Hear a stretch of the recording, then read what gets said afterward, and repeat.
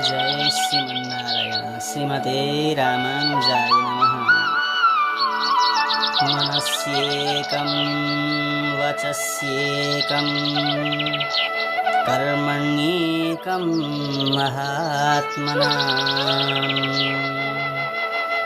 मनस्यन्यत् वचस्यन्यत् कर्मण्यन्यत् दुरात्मना।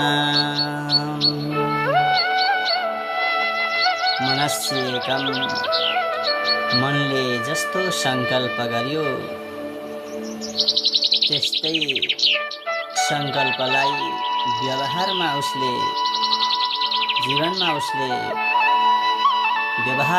उतार्न सक्यो भने त्यो सज्जन हो।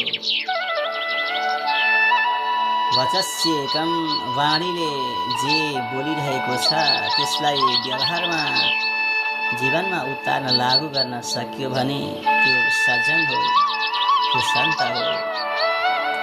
कर्मण्येकं कर्मद्वारा मैले यस्तो गर्छु भनेर सङ्कल्प गरेको छ, दृढ सङ्कल्प गरेको छ, त्यसलाई जीवनमा व्यवहारमा पुनः लागू गर्न सक्यो भने त्यो महात्मा हो, त्यो सज्जन हो, त्यो साधु हो, त्यो साधक हो।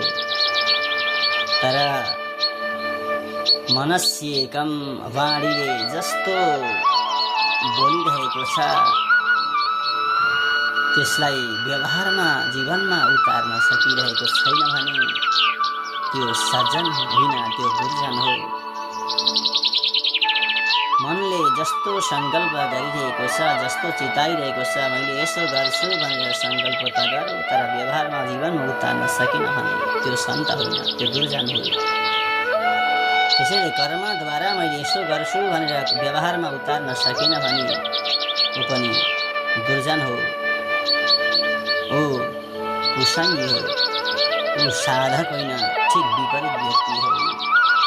यसरी सन्त साधक महापुरुष यस्ता श्रेणीका हुन्छन्, यो श्रेणीका हुन्छन्। मन वचन कर्मद्वारा जस्तो सङ्कल्प गरो, जस्तो विचार गरो त्यसैलाई ठिक त्यस्तै व्यवहारमा उतार्न सक्दछन् भने उनीहरू महात्मा हुन् र त्यसको ठिक विपरीत उल्टो कर्म गर्दछन् भने उनीहरू सन्तदेखि विपरीत दुर्जन हुन् भनेर यसरी हामीलाई शास्त्रले बोध गराइरहनु भएको छ। जय श्रीमन्नारायण।